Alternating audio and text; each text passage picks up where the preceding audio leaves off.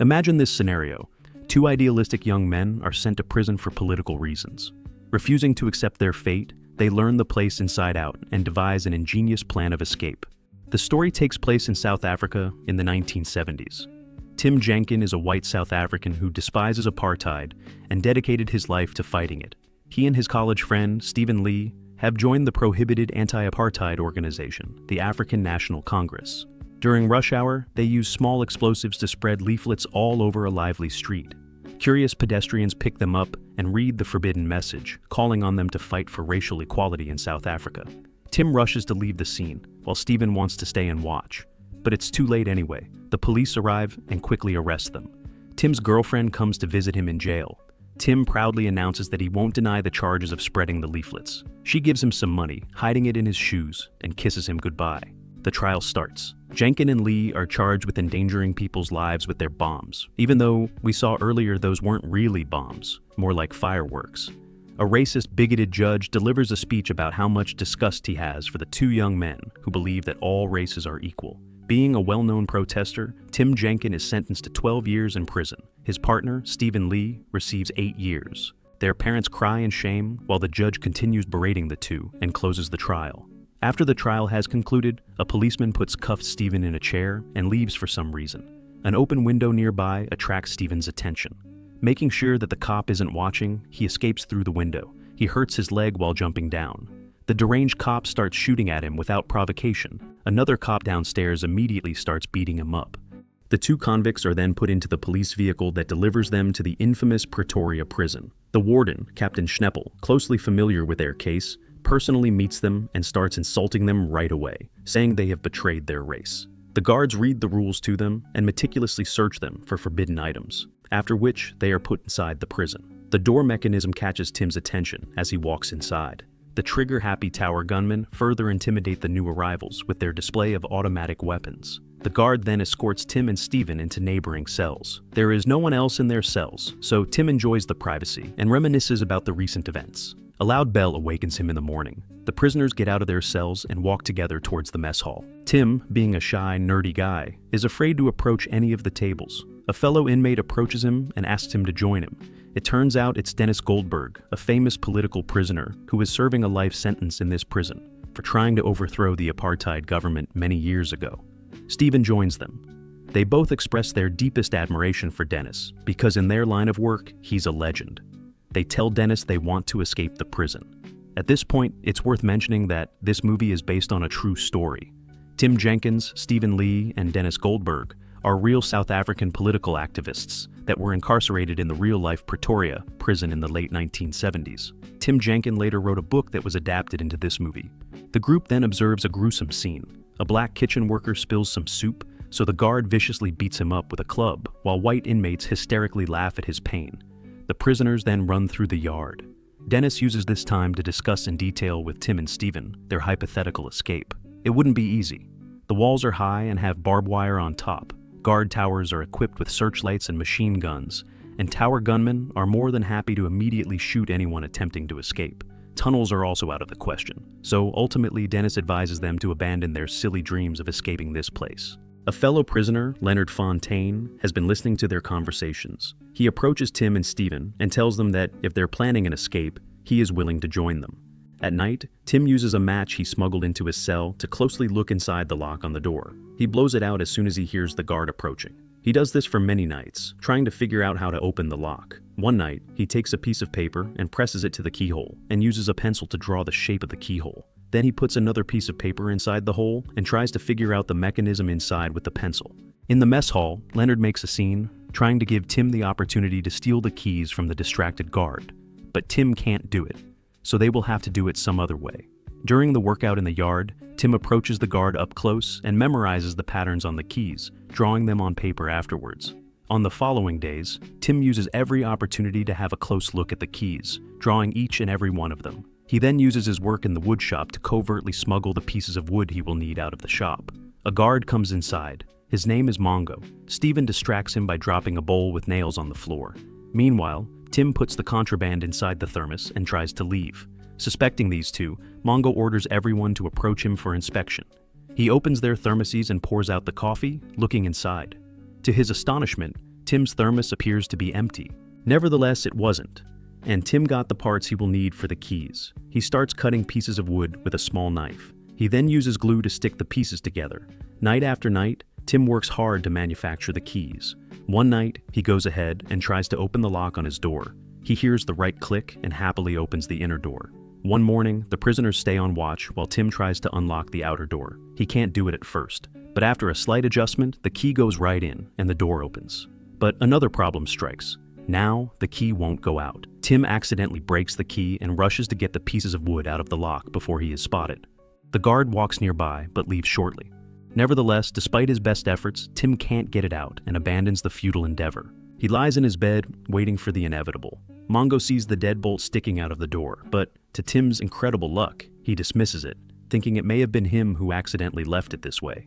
So he puts his key inside, opens the lock, then pushes the door and closes the lock. Apparently, somehow, the piece of wood was pushed out of the mechanism when the metal key went inside.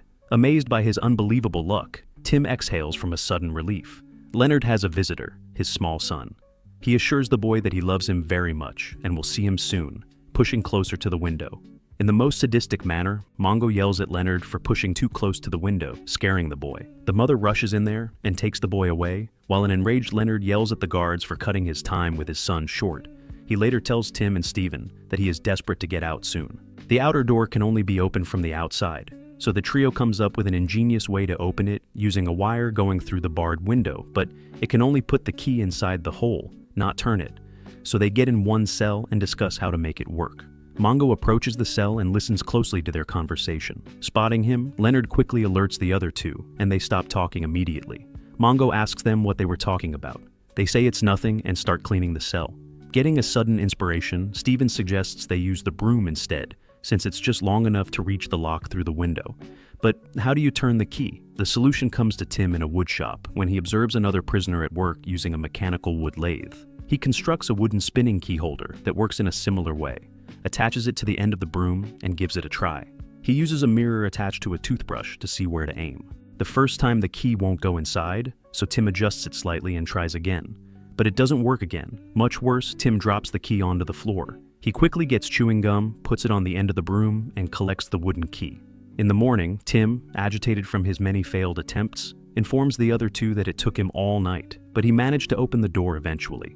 Tim and Stephen put the keys in a jar and bury them in the garden. Mongo observes them talking from the tower, suspicious after hearing them talk the other day. He approaches Stephen and demands to look into his bag. Not finding anything, he switches his attention to Tim. He rushes to bury the jar with keys as Mongo approaches him. He asks Tim what they were talking about. Tim claims they were just talking about gardening, so he leaves. Dennis Goldberg was listening to the conversation. He advises Tim again to reconsider his escape. He believes it is doomed to failure, and if it does fail, they will be lucky to stay alive because the guards are psychopaths, eager to shoot prisoners with or without an excuse to do so. Tim realizes that for the proper escape, they would need many people to do different tasks, so they start recruiting more prisoners, most of them political. The new recruits help the group get various items like clothes or equipment. Mongo watches Tim closely. He knows they're planning something but can't prove it. A black man gets Tim the soap bars to take an impression of the keys. After the impressions are made, he carefully hides them under the garbage bins. One day, Mongo comes to Tim's cell. He gives Tim the new glasses he ordered and jokingly boasts that the black man that was helping them tried to escape, so they shot him. Tim is furious, but he knows that he has to keep his cool. Tim and Leonard decide to do a trial run of the escape. They open their cells and then the door of their block and slowly go down the stairs, trying to make as little noise as possible. Downstairs, they listen to loud classical music played by a fat guard in the booth. They try to open the door. Unfortunately, the music stopped right before the moment the key made a distinctive click. The lazy guard slowly approaches the door to check what is going on. Tim and Leonard close the door and try to leave. Having no time to go upstairs, Tim and Leonard hide in the closet near the stairs instead. They are terrified to see that the closet's door doesn't close tightly from their side. The guard approaches the stairs and reluctantly goes upstairs, moaning and complaining as he walks. Using his absence, Tim and Leonard continue their trial run. They walk past the booth, observing the record player stuck in an endless loop. They open yet another door while the guard upstairs looks inside their cells, observing something that looks like a man under a blanket. But it's just a bunch of pillows. One of the prisoners upstairs starts coughing uncontrollably, so, alerted by the noises, Tim and Leonard decide that this far is enough, and they need to retreat. They carefully close the doors they opened earlier and hide in the closet again. The guard goes down the stairs. He notices something strange on the floor. It's the drops of sweat that came from Tim and Leonard when they rushed back in the closet. The guard doesn't put too much thought into the strange detail and simply wipes it with his shoe and leaves. Tim and Leonard, relieved by this, finally go back to their cells. In the morning, Mongo and Schnappel go inside Tim's cell. Apparently, he was deep asleep from his adventures the other night, so even the loud noise of the ringing bell didn't wake him up. They forcefully wake him up and start questioning him. Given that Tim doesn't have any illness or hearing problems, the warden correctly deduces that the only reason he wouldn't wake up from the ringing bell is because he wasn't sleeping at night. And the reason why he's not sleeping is not hard to guess. Tim keeps denying it, responding only with, "I'm sorry, Captain." This monotonous line drives Schnappel to a point of rage. He threatens Tim to never oversleep again, or he truly will be sorry if he does. They throw him out of the cell and conduct a search. Tim and Stephen observe the guards searching Leonard's cell as well. They tear up the letters from his son. Enraged by this, he tries to stop them, but they ultimately cuff him and drag him away into solitary while he passionately curses them for this barbaric cruelty. Schnappel calls Tim inside and reprimands him for the forbidden literature. He continues frantically throwing Tim's things onto the ground and notices something very curious. It's a piece of a wooden key that Tim forgot to get rid of. Tim is visibly nervous about the discovery while Schnappel tries to understand what he's looking at. He asks Tim what it is. He cleverly explains it as a holder for photographs. Schnappel is still suspicious, but it's a plausible explanation. So he leaves Tim with a warning that if he really is planning something, he will regret it. When the guards leave, Tim has a severe panic attack, overwhelmed by the constant stress of planning the escape right under the guards' noses. From this point, he was having panic attacks constantly, but he buried his pain and continued, nonetheless. Learning from his past mistakes, Tim starts spreading the keys in different places all over the prison, including in the library and in the laundry. They continue their trial runs and learn something new every time. One night, Tim visits the dentist and is then accompanied by Mongo back to his cell. Tim pays attention to the electric door that malfunctions. Mongo calls another guard in the booth and rushes him to open it. Tim realizes they will have to come up with a way to open this door somehow. The other day, Mongo rushes Tim through the yard as he observes the construction of a new guard tower outside the perimeter. Tim boasts to other political prisoners that they now have 39 keys for 15 doors inside the prison, but they are still reluctant to join the escape because simply opening doors isn't the same as escaping through the yard. Dennis says that it is just too risky and rudely refuses to help them. Tim tries to persuade them that sitting in this prison is the same as being a collaborator with this regime. Nevertheless, other prisoners join Dennis in this decision.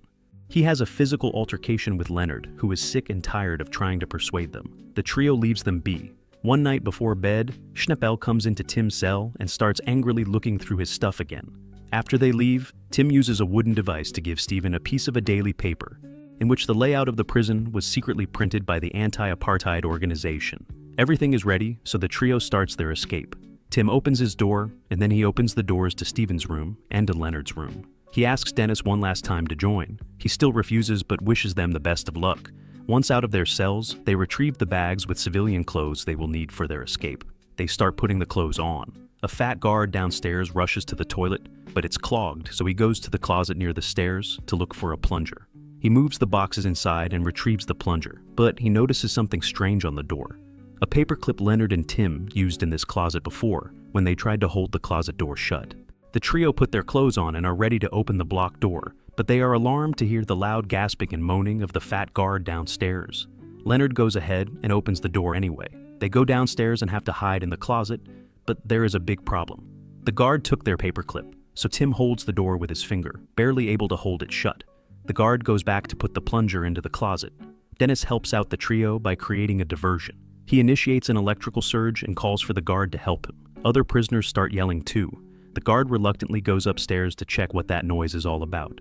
Tim, Stephen, and Leonard quickly get out of the closet and run to open the next door. They open a few more doors but are now stuck. Leonard has to go back to hit the buzzer that will open the electrical door. He opens the door and they quickly go through it. They finally make it to the last door before the yard and look inside the keyhole. The gates of the prison are wide open. However, none of the keys they have opens the white door leading to the yard. Frustrated by this unexpected setback, they realize they have to quickly figure out how to break the lock because going back in is not an option. Leonard starts hitting the door with a cutter. Tim, afraid that they're going to get caught, goes out of the room and stays on a lookout.